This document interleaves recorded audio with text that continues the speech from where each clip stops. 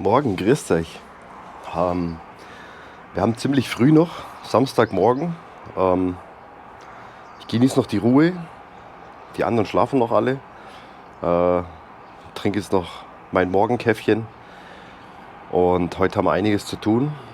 Ich werde heute mal meinen selber gebauten Räucherofen einweihen. Ja, Zeit ist geworden. Ich werde heute eine Probeforelle räuchern, also heiß räuchern. Und da werde ich euch mitnehmen. Da haben wir einen kleinen Einblick. Müssen heute noch unsere Mastgöckel, wir haben ja so Weidehähnchen, die werden wir heute schlachten. Keine Angst, ich mache kein Schlachtvideo. Aber ein paar kleine Eindrücke werdet ihr schon davon kriegen. Und was ist noch? Wir müssen bei all unseren Fahrzeugen Winterreifen drauf machen. Und bei einem, da werde ich euch genauer mal mitnehmen und vielleicht ein paar Sachen zeigen. Vielleicht für einen oder anderen ein paar Tipps. Also wünsche ich euch viel Spaß. Ja, wir machen noch einen kleinen Abstecher in die Küche. Da habe ich schon einen großen Topf auf dem Herd. Ich werde heute Wildgulasch machen. Hauptsächlich werde ich es draußen kochen, über dem Feuer. Aber ich tue jetzt schon mal das Fleisch ein bisschen vorkochen. Genau. Damit es nachher bloß noch klein geschnitten werden muss und kurz angeröstet und dann kommt es ins Gulasch rein. Da hinten seht ihr, unser Brutapparat ist auch schon wieder aktiv. Da liegen auch schon wieder Eier drin. Können wir mal reinstipseln. Genau. Ich habe mir ein paar Warzenenteneier besorgt. Und wow, sind jetzt bei Tag 7. Schauen wir mal, was rauskommt. Ich mache bloß eine Forelle. So, jetzt stehen wir an meinem guten Stück. Ihr habt ja gesehen, vielleicht, ich weiß, ein paar von euch haben vielleicht das Bauvideo dazu gesehen. Jetzt hat es lang gedauert, bis ich ihn fertig gemacht habe. Aber endgültig ist er jetzt fertig geworden. Und ich zeige euch mal, was wir jetzt drin noch verändert haben. Weil das letzte Mal war er nicht ganz fertig, noch ein paar Kleinigkeiten. Zeige ich euch mal. So. Genau, jetzt haben wir hier drin den Rauchraum sozusagen. Hier unten habe ich noch so eine Platte reingemacht, oder beziehungsweise so eine Metallabdeckung, damit das Räuchergut, wenn das tropft, damit es nicht direkt auf die Glut tropft, das kann man rausnehmen.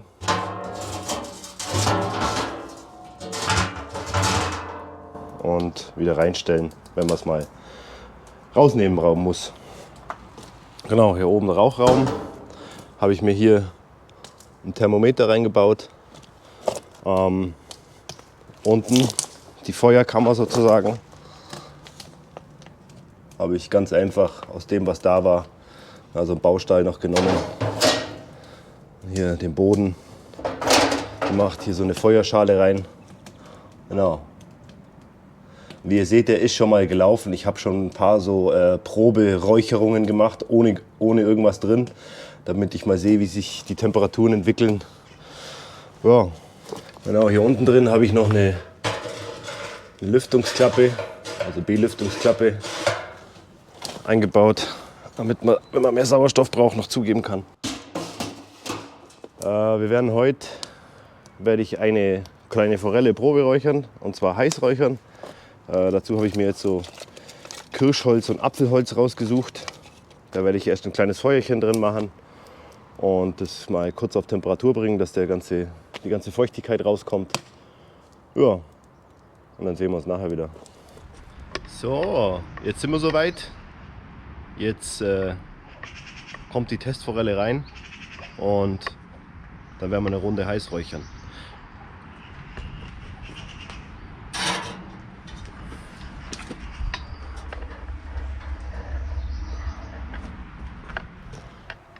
So, jetzt sind wir wieder vom Räucherofen. Jetzt schauen wir mal, wie die Forelle ausschaut. Die war jetzt eine Dreiviertelstunde, wo bei 110 Grad war sie eine Dreiviertelstunde drin. War vielleicht ein bisschen lang, aber jetzt schauen wir mal. So. Oh. Und, was meint ihr? Schaut sie aus? Ich glaube, sie schaut ganz gut aus. Man muss dazu sagen, es war schon eine Goldforelle vorher, deswegen auch so diese goldene Farbe. Aber schaut es nicht ganz schlecht aus. Jetzt haben wir noch ein bisschen Qualm drin, ein bisschen Rauch. Weil unten habe ich noch ein bisschen Buchungseg mit rein auf die Glut. Da kann sie jetzt noch ein bisschen drin hängen bleiben, bis das fertig gequalmt hat. Ja, dann kriegt es noch ein bisschen Raucharoma. Ja, dann schauen wir noch schnell auf die Temperatur, was sie jetzt noch hat. Da darf es jetzt noch ein bisschen drin bleiben. Also bei 42 Grad sind wir jetzt noch. Da bleibt es jetzt noch ein bisschen drin. Und sonst, ich bin absoluter Anfänger, was das Räuchern angeht. Theorie habe ich zwar schon ein paar Sachen gelesen, mir angeschaut. Aber ich glaube, ich werde mich da mal beim Gartengysi melden, um da genauere Tipps. Der ist da eher der Profi. Das kann ich euch noch zeigen. Wir haben ja heute unsere Mastgöckel geschlachtet und da sind wir auch schon so gut wie fertig. Ich hatte sehr viel Hilfe von einem Freund von uns, vom Jan, den kennt ihr schon aus dem Video, Jan der Bäcker. Und schauen wir mal rüber zum Ergebnis. So, hier haben wir das Ergebnis von heute. Gute 2 Schlachtwannen voll. Das sind schon ganz schöne Oschis geworden.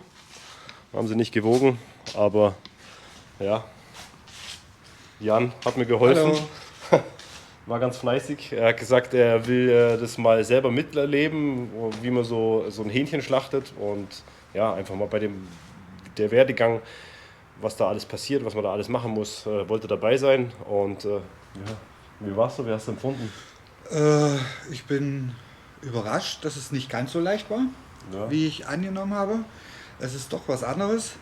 Aber wenn man halt Fleisch essen möchte und in einen Kaufladen oder einen Einkaufsladen geht und was holt, sollte man schon wissen, meine ich, was das so mit sich bringt. Und man betrachtet es jetzt anders.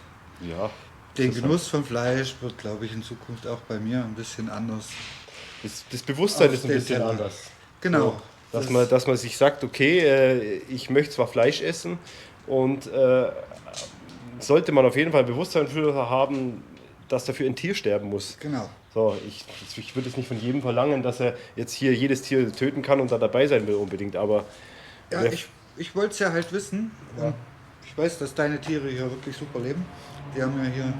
Ja, der Jan hat schon unsere Hofvertretung gemacht, wo Tina und ich im Urlaub waren. Und da hat der Jan unsere Hofvertretung gemacht, hat sich um die Tiere gekümmert. Also ja, er hatte jetzt auch ein bisschen Bezug dazu. Ich finde es gut, aber auch innerlich bin ich ein bisschen aufgewühlt. Weil das nehme ich, glaube ich, noch mit nach Hause jetzt erstmal. Muss noch ein bisschen drüber nachdenken. Aber ich weiß, dass das jetzt geht. Das ist, glaube ich, so Danke das dir für deine Hauptding. Hilfe, gell? War super. Ja, bitte, gerne. Kein Problem.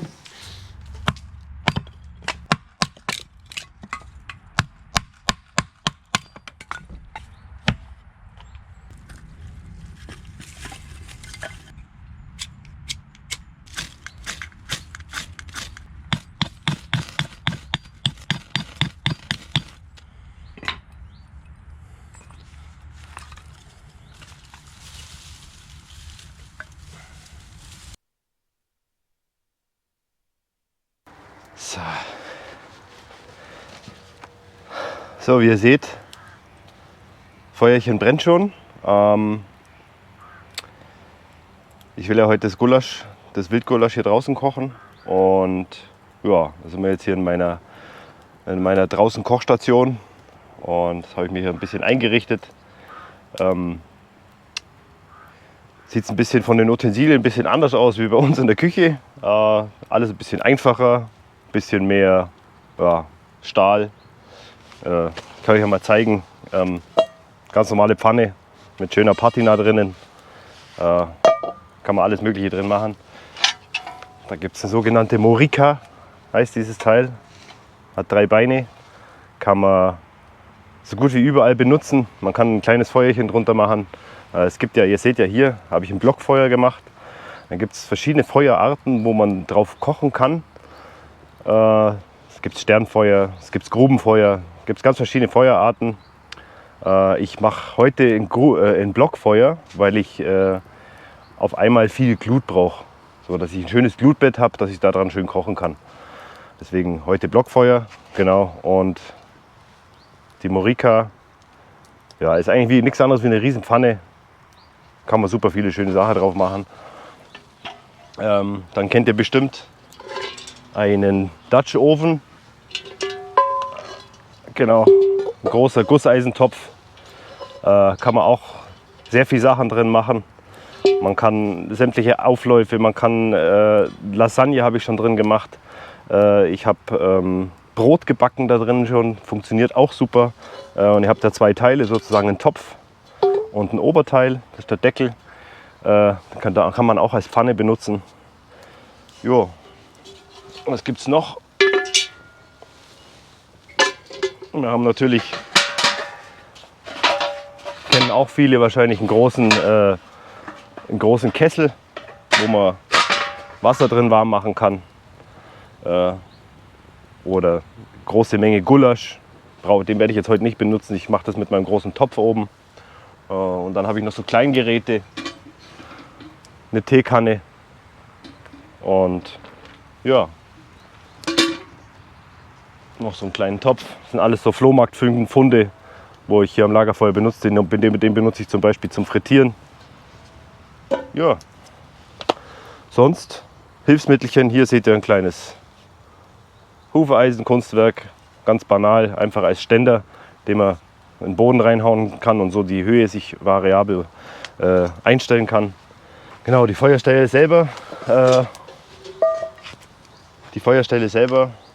Seht ihr, die ist so ein bisschen, hat hier so einen Halbkreis und hier geht sie so länglich raus.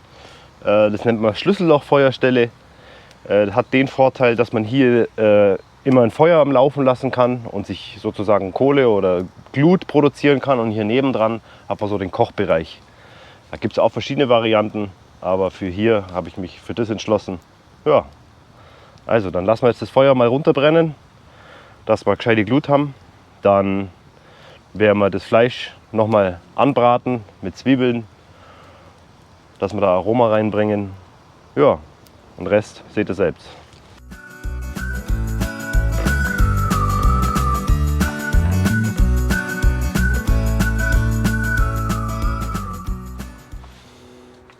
So, jetzt haben wir alles hergerichtet. Feuerstelle ist auch bereit. Linke Seite habe ich schon gut Glut. Rechte Seite kann ich jetzt mein Feuer immer am Laufen halten. Ja, dann zeige ich euch mal das Material, was alles reinkommt heute. Ist jetzt kein typisches Wildgulasch, so was da so standardmäßig reinkommt. Ich habe mal das jetzt genommen, was wir da haben. Es kommt Mais rein, Tomaten aus dem Gewächshaus ein paar. Dann mache ich noch Paprika aus dem Gewächshaus, eine Zucchini mache ich rein. Unsere Zwiebeln. Ein paar Kartoffeln, die Bamberger Hörnchen. Hier haben wir noch ein paar, die jetzt als erstes gegessen werden. Seht ihr, bei der Ernte haben sich ein paar Wühlmäuse dran vergangen. Aber das schneide ich weg und kann man ja trotzdem benutzen. Da habe ich schon das geschnittene Fleisch. Das habe ich ja schon vorgekocht. Und das wird jetzt dann nochmal scharf angebraten. Ein paar Pfifferlinge habe ich noch in der Gefriertruhe gefunden. Und Champignons, zwar nur aus der Dose, aber das tut's auch. Also dann machen wir jetzt Schnelldurchlauf, alles mal schnibbeln. Und dann gehen wir ins Braten über.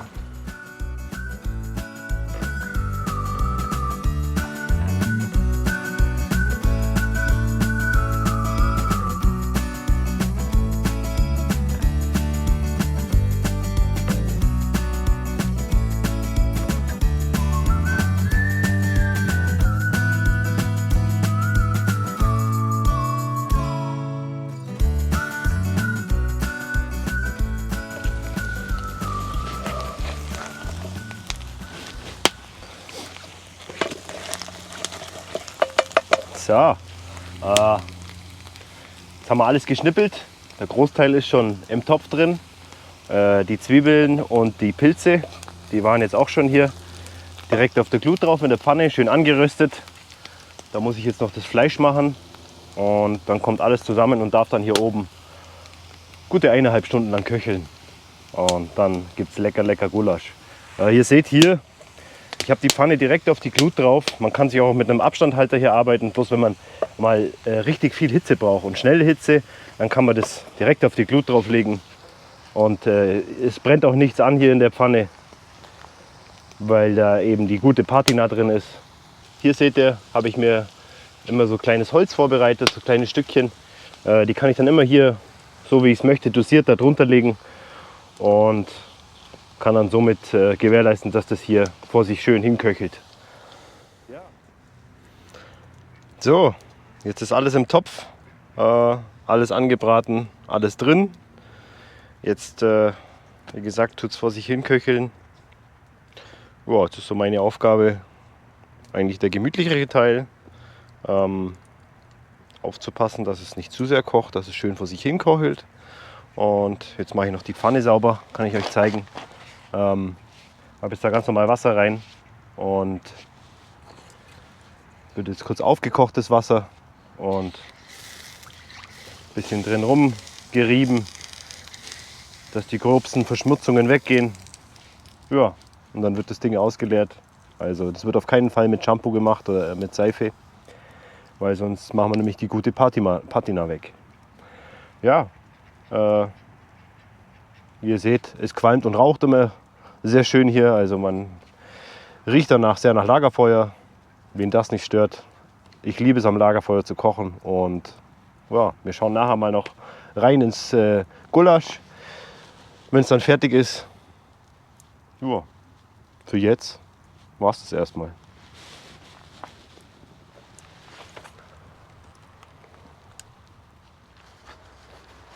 So,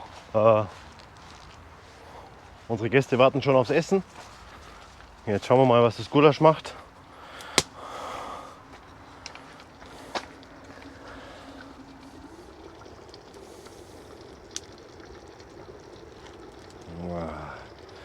Wenn ihr das riechen könntet, lecker. Ja, das darf jetzt noch einmal ein bisschen kurz aufkochen. Jetzt werden wir uns das Gulasch schmecken lassen und dann gehen wir noch schnell in die Werkstatt, machen noch ein paar Reifenwechsel. Bis gleich. So, jetzt sind wir noch schnell in der Werkstatt. Jetzt machen wir beim Golfi noch einen Reifenwechsel. Da nehme ich euch noch schnell mit. Machen wir schnell einen Schnelldurchlauf und noch ein paar kleine Tipps für diejenigen, die selber ihre Reifen wechseln. Also auf geht's.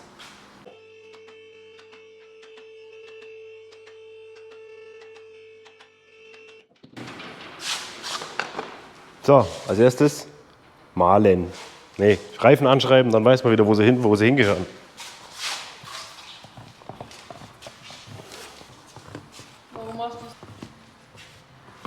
Warum schreibst du das nicht dahin, vorne? Auf die Seite? Ja. Ja, auf der Seite wird es kaum wieder weggehen. Das ist ein Wachsstift, der geht schlecht weg und auf der Lauffläche fährt es sich ab.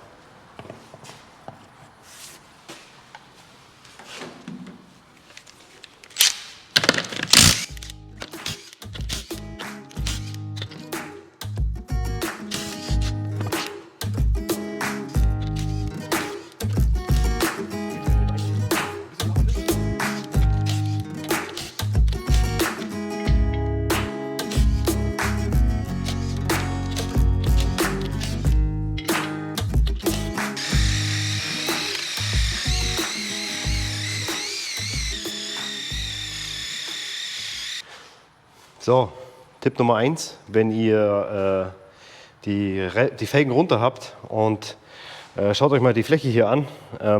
Wenn die sehr verschmutzt ist und nicht schön sauber ist, versucht es so gut wie möglich sauber zu machen, weil umso mehr Dreck da dazwischen ist, umso mehr Probleme kann es machen. Gibt es Werkzeug dafür, aber es tut es auch nicht Drahtbürste. Das gleiche machen wir auf der anderen Seite, sprich auf der Felge. Wenn ihr jetzt Stahlfelgen habt, ja, da ist das jetzt nicht so viel, aber wenn ihr Alufelgen habt, da solltet ihr sehr darauf achten, dass diese Flächen sauber sind.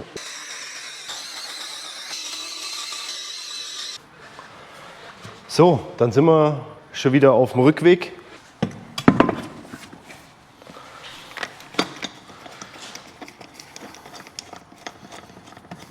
Gibt es da einen Trick, dass man mit der ersten Schraube ins richtige Loch trifft? Mei. Ich tue mir halt auf der Hebebühne hier leicht, weil alles schön auf meiner Höhe ist. Würde ich euch noch einen Tipp geben, wenn ihr das daheim macht, bitte nehmt einen gescheiten Wagenheber, nicht den, der beim Auto dabei ist, weil das ist immer so ein wackeliges Ding.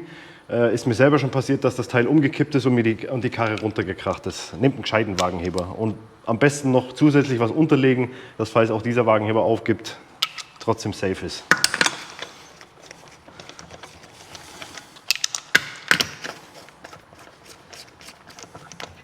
Und die Schrauben immer vorher mit der Hand andrehen. Nicht gleich hergehen und mit irgendeinem Schlagschrauber oder irgendwas Vollgas rein, weil dann kann es euch passieren, dass ihr schief ansetzt und das Gewinde dann kaputt macht. Dann braucht ihr eine neue Radnabe und ja, teuer, teuer.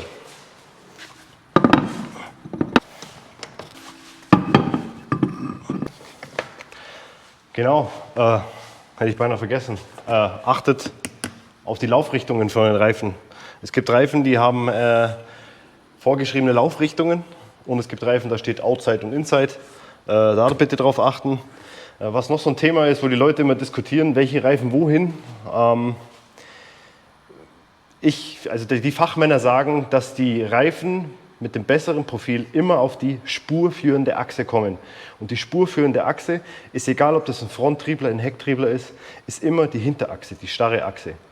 Weil die kann sich nicht bewegen, die ist nicht lenkbar, deswegen ist es die spurführende Achse. Und da kommen immer die besseren Reifen drauf. Es gibt Leute, die wollen es halt vorne, die Reifen haben, die besser profiligen.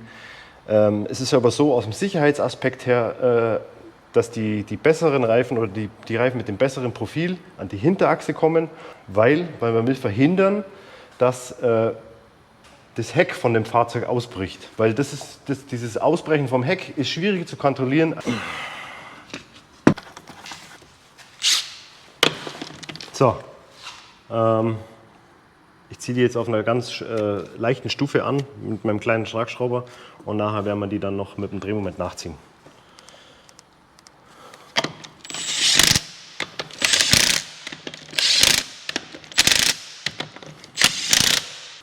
Auch wichtig, Luft nicht vergessen.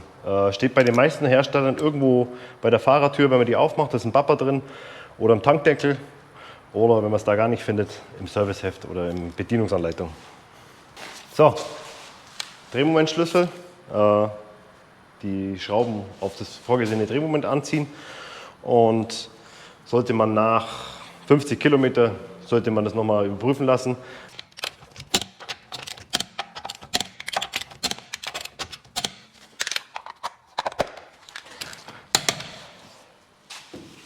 So, für heute sind wir fertig, haben viel geschafft, viel auf die Reihe gebracht und ich hoffe, euch hat es gefallen. So als kleinen Tipp, wer uns unterstützen möchte und vielleicht was Gutes tun möchte, wir haben jetzt eine Wishlist eingerichtet, findet ihr mal in den Videobeschreibungen, könnt ihr mal reinschauen, wenn jemand was gefällt und uns ein bisschen unterstützen will, könnt ihr euch mal umschauen. Also, ich hoffe, euch hat es gefallen. Wir sehen uns beim nächsten Mal. Ciao.